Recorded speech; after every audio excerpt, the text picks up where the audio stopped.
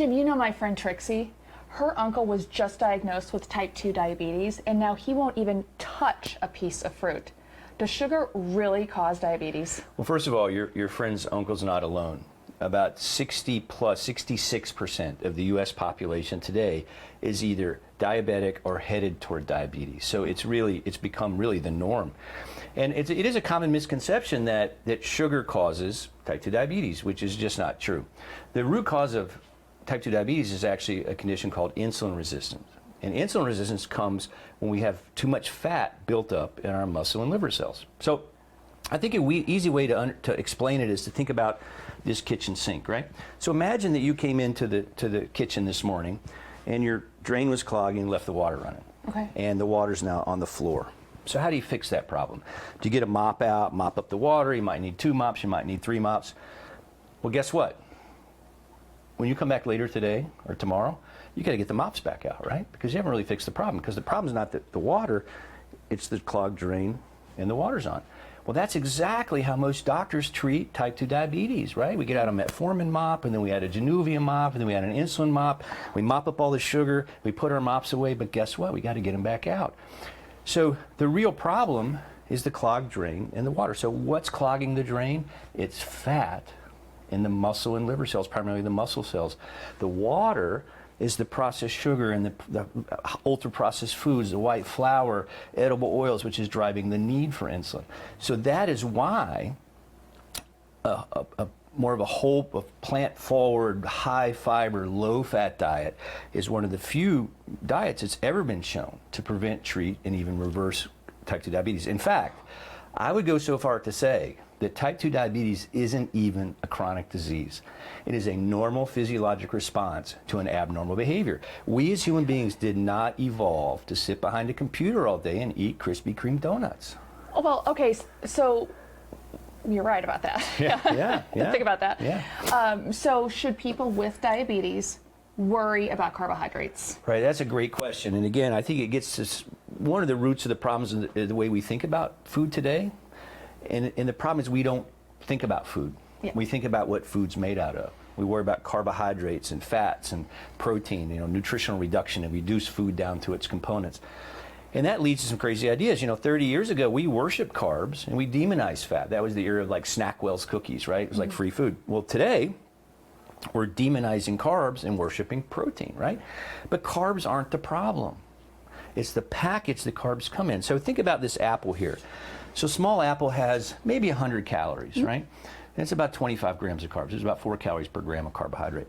But where are the carbs at? Well, they're in the apple, right? And when we eat this apple, our body literally has to burn a few calories to digest the apple, the soluble fiber in the apple, slow this progression through our digestive tract. We slowly absorb the sugar, so there's no big insulin spikes. That's a concept called glycemic index or glycemic load. That's a propensity of a given food to spike insulin levels. Apples have a low glycemic index. The soluble fiber feeds healthy gut bacteria downstream. All is good, right? Apple a day keeps the doctor away, right? Now, we take that same apple, right, and we squeeze out and put it in a glass, okay?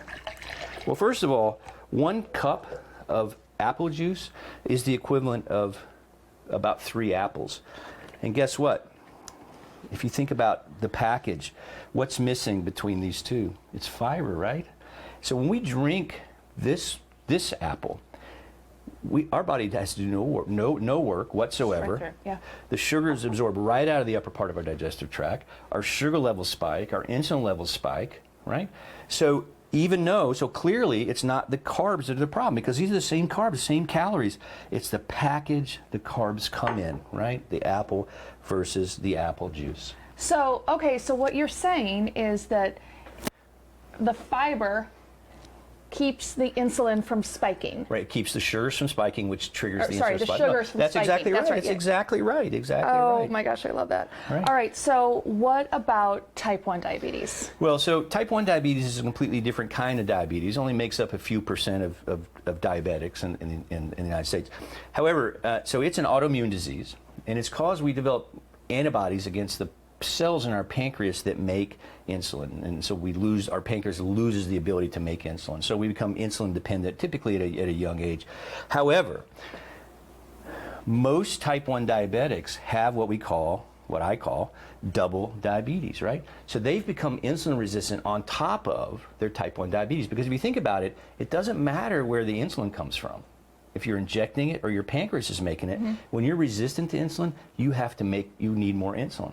Right. And if you're injecting insulin, insulin is a growth factor. It can cause weight gain. It predisposes you to low blood sugars, hypoglycemia, which is very dangerous because our brains have to rely on our blood glucose to survive, to work.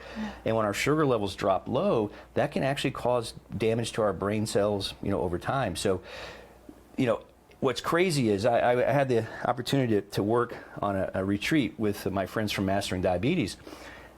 And we saw type 1 diabetics that in 3 days, eating literally eating mangoes and fruit, maybe a few lentils, maybe some squash, some green leafy vegetables, cut their insulin dose in half in 2 or 3 days. Oh my Because gosh. they were insulin resistant, they had double diabetes, and they reversed the insulin resistance part of their diabetes. So even people who have type 1 diabetes can benefit. Oh, most definitely. By adding more fiber. No doubt. Yeah. No doubt. Or lower fat and higher No, fiber. that's exactly right. Yeah. Exactly right.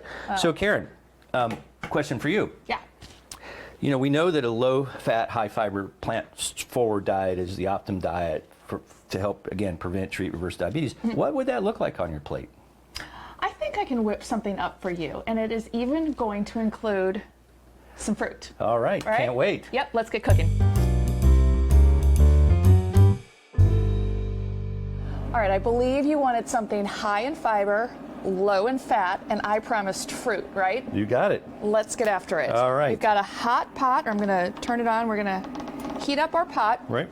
And add in some cauliflower. All right. Now, just for reference, what we're doing here is my curried chickpeas and arugula. Go. Let's do it. Curried chickpeas, cauliflower and arugula. Yep. Okay, so we're going to start to heat up our cauliflower, which we have cut down in just 2 bite-sized little florets. Right.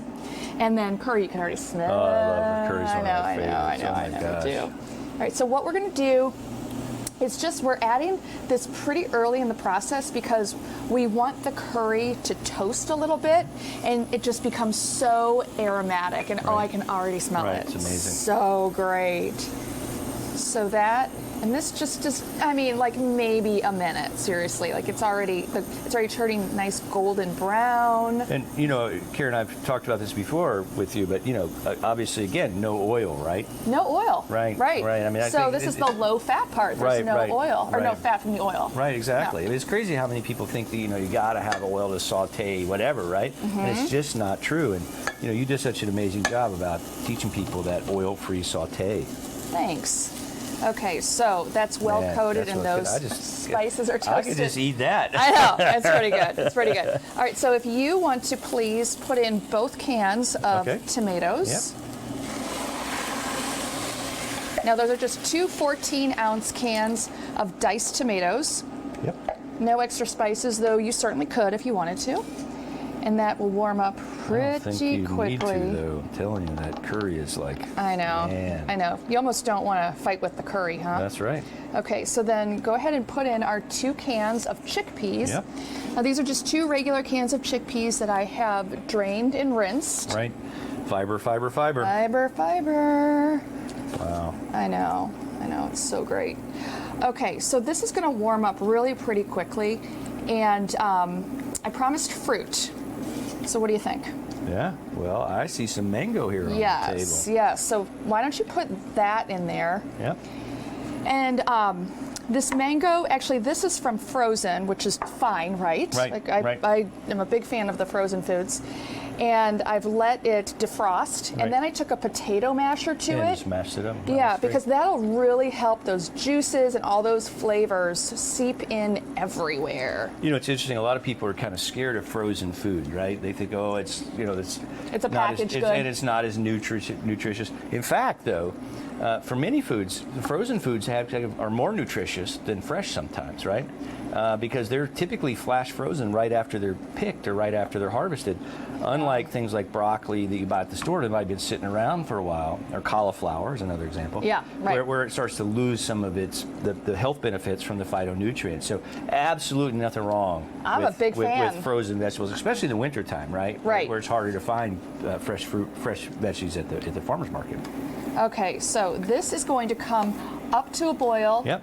down to a simmer real quickly. Yep. And here, actually, we're already boiling. Yep, yep. So you can see just this is, and you come home from work, a long Right. day at work, you can whip this thing up so Right. quickly. Oh my Exactly. gosh, this is great. Now, you know I love my greens. Yep. Yes? So another way to get your greens Right. into anything almost is Put to it just at the end. add it right there at the end. Now, I'm adding them at the end because I do not want to overcook them. Right, I right. just want them to wilt down so they become very soft. And you just kind of have to play with them, maybe get some Right. tongs out or Right. whatever. I mean, it looks like a lot, but here you'll see in a minute, right? Oh. Because I always think, oh my God, that's a ton of spinach, or that's a ton of arugula, and then you get done cooking it, and it's like, where'd it hey, go? where did it all go? Okay, But, so yeah, no, that looks amazing. It smells amazing. I tell you, I can't wait it's to just get. so pretty. Yeah, you know? no, it is. Yeah, so we're really boiling now. Okay, so we're gonna let this cook, and I mean like maybe 5 minutes. Yep. Not really long at all. I'm gonna cover it, let it do its business, and then we are gonna come back and eat. All right, sounds right. good. Yeah, it's Wow, amazing. it smells so good. Okay, and that was really like you can see the greens. They almost look non-existent. Right, right, They used to be right. this huge pile. Right. But they So- still have that vibrant green color, right? Because Right. they just kind of wilted into the dish, right? That's right. We did not cook them long at all. Okay, so let's get some of And this. you're going to serve this over what? Some brown rice, I see. We have some brown rice here. But you could use any grain, right? Yeah, quinoa, or you know what? Even if you didn't want to cook the greens, you could just have a bowl of greens and then put Make this a over it. Yeah, well, that's a great idea. So we'll do that. All right. And this. I know it's. Oh my gosh, this I'm smells. like, all right, ready to go. So this is hopefully I can give this recipe to Trixie's uncle, Yeah. and he can get back into eating fruit again. Yeah, and here we go. Hold on just a second. Oh, thank you. Lime. A little lime. Brighten that up a little bit. Wow. Ooh, yeah. All right. So, low fat, high fiber, and fruit. Yeah, cheers. Cheers. So good. Yeah. So good.